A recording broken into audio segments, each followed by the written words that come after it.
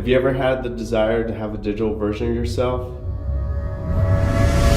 I know what you're thinking, but trust me, it's not quite as cool as you think. Yep, that's me, my job. To take patients who have come out of the DreamState virtual reality program and to set them right. Help them clear their heads about what was real and what wasn't. To take the crazies and make them sane again. It wasn't exactly glamorous, but it was my life. Sir, Dr. Hanover will see you now. It was just now dawning on me that Paul, my boss, had sent me in our patient.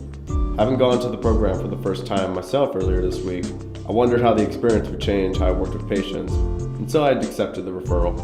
Still, I'm starting to grow tired of working with these patients. How long until I could escape this contract and go back to working with depression patients? I had no way of knowing.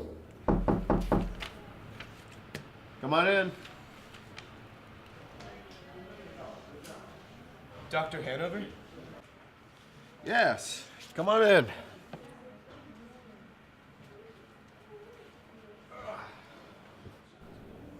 Did he just give me a strange look? The man was pale and skinny, probably from all the time spent in DreamState. He's clearly a heavy dreamer. Mr. Barnes, isn't it? Yes, sir. How can I help you? I hear you're having some issues with reality placement. I was. You were?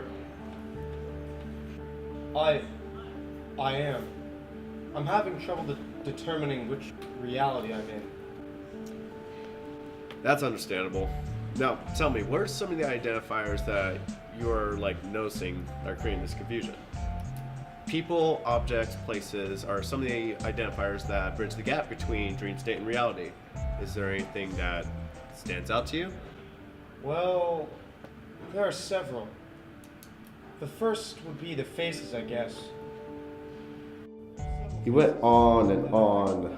Many of the identifiers were small things that had mainly gotten me after my first and only time in DreamState.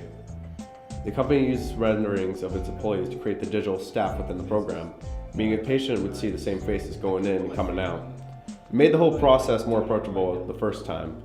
It was common for patients to see familiar faces or even recognizable objects, familiar visual angles, or views of buildings. This guy wasn't dealing with anything unusual. Why the hell did Paul need me to work with him for? The headquarters were crazy with activity when I was checking in. I guess some rogue doctor had gone against the system. They were throwing him out of the building. You said you were checking in?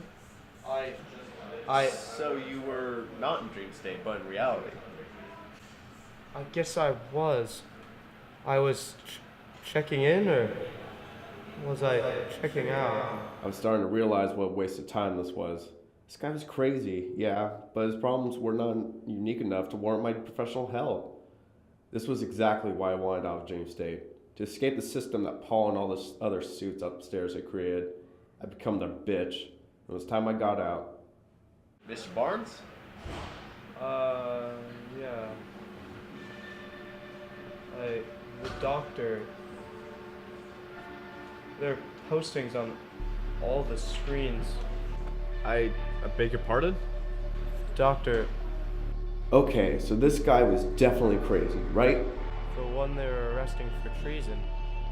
It was you, Dr. Hanover. You couldn't be talking about me. It wasn't possible. It was you. Yep, definitely crazy. You were the one they were arresting for treason. Was it possible? Had this man really seen my virtual employee arrested? And for treason? I mean, sure, I hated the system. I won't deny I had meandering thoughts of breaking loose. But that's all in my head. There's no way. Unless... they've got me.